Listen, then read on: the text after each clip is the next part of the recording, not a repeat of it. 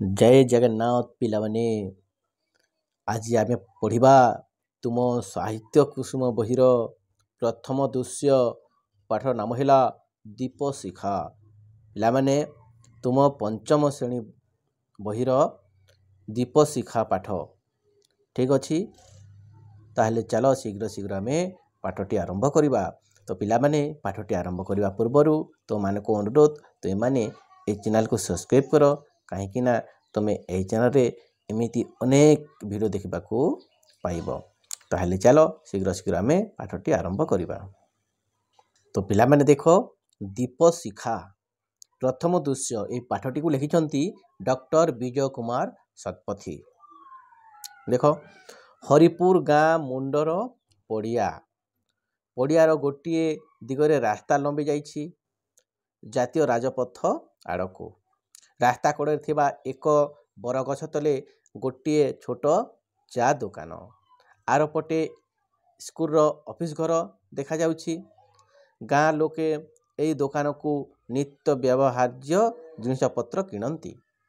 ସଞ୍ଜ ହେବାକୁ ଯାଉଛି।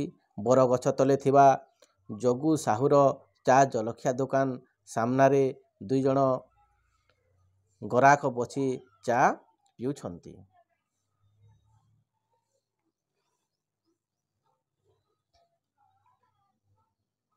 ଜଗୁ ସାହୁ କୋଇଲା ଆଞ୍ଚ ଉପରେ ବସିଥିବା ତଳେ କଢ଼େଇ ବରା ଛାଣୁଛି।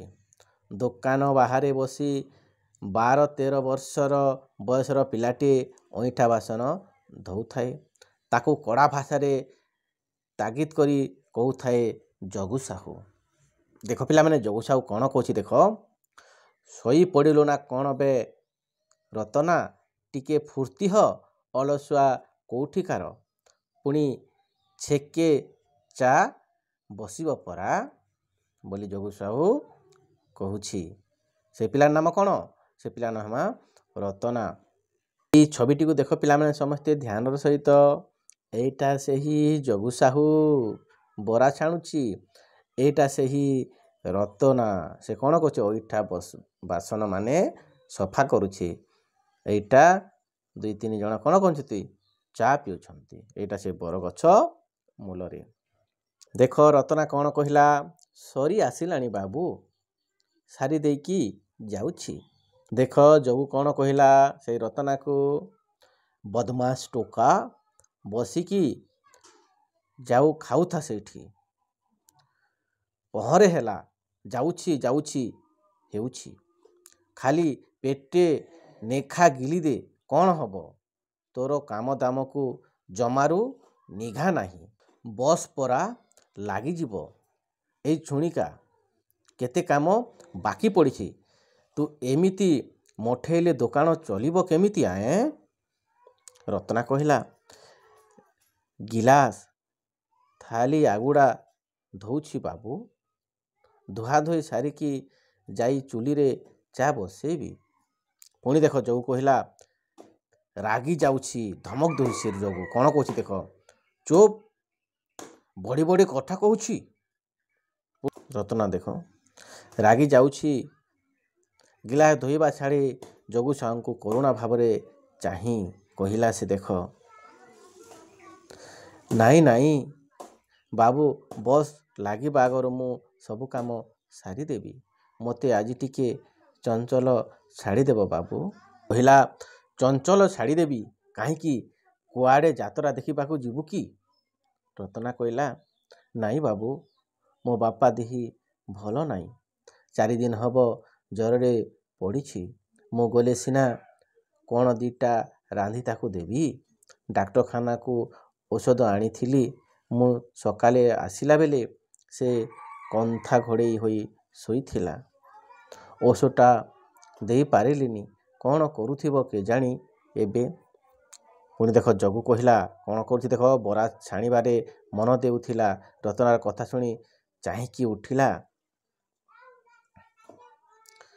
ପୁଣି ମୁହଁ ଉପରେ ଜବାବ ଦଉଛୁ। ବେଶ ତ ବନେଇ ଚୁନେଇ କଥା କହିପାରୁଛୁ। କର୍ମ କୋଢ଼ି କୋଉ ଠିକାଦାର ସିଗୁଲେଇ। ଖାଲି ଘରକୁ ପଲେଇବାରେ ମନ। ମଗଣ ତୋତେ ଏଠି ଶୋଷିବି କହିବା ଭିତରେ ରତନା ନିକଟବର୍ତ୍ତୀ ହୋଇ ଆସିଲା। ରତନା କହିଲା, ନାଇଁ ବାବୁ, ତୁମେ ଯାହା କହିବ କରିବି, ହେଲେ ଆଜି ଟିକେ ଅଳସ ନ ଗଲେ। ପୁଣି ଦେଖ ଯୋଗୁ କହିଲା, ରାଗି ଯାଇ ରତନା ଗାଲରେ ଚାପୁଡ଼ାଏ ଦେଇଛି। ପୁଣି ମୋ ମୁହଁ ଉପରେ କଥା, ଚିହ୍ନିଛୁ ନା ମୋତେ ଦେଖୁଛୁ ତ? ଏଇ ତତଳା ତେଲ କଡ଼େଇକି ବେଶୀ ବକବକ କଲେ ତୋ ମୁହଁକୁ ନେଇ ମାଡ଼ିଦେବି। ସେଇ ତେଲ କଡ଼େଇରେ ଆରେ କ'ଣ ବୋଲି ପାଇଲୁ କି ମୋତେ? ଦେଖ ରତନା ମାଡ଼ ଖାଇ ବିକଳ ହୋଇ କାନ୍ଦୁଥାଏ। ଦୋକାନ ପିଣ୍ଡାରେ ଗୋଟିଏ କୋଣରେ ଛିଡ଼ା ହୋଇଥାଏ। ଏଣିକି ବେଳେ ପହଁରି ଛଡ଼ି ସେ ଗାଁ ମାଇକିଣା ସ୍କୁଲର ପ୍ରଧାନ ଶିକ୍ଷକ ରଘୁନାଥ ଦଳବେହେଲା ସେ ହାତରେ ଧରିଥାନ୍ତି ସଉଦାପତ୍ରର ବେଗଟିଏ। ରଘୁନାଥ କହିଲା, ଆହେ ଯୋଗୁ, ଟିକେ ଗରମ କ୍ଷୀର ମିଳିବ? ଯୋଗୁ କହିଲା, କ'ଣ ହେଇଛି ଆଜ୍ଞା? କାହା ଦେହ ଖରାପ ହୋଇଛି କି କ'ଣ? ରଘୁନାଥ କହିଲା, ହଁ ସାହୁଏ, ମଧୁବନ ଗାଁର ପିଲାଟିଏ ବିପିନ ହଷ୍ଟେଲରେ ବେମାର ପଡ଼ିଛି।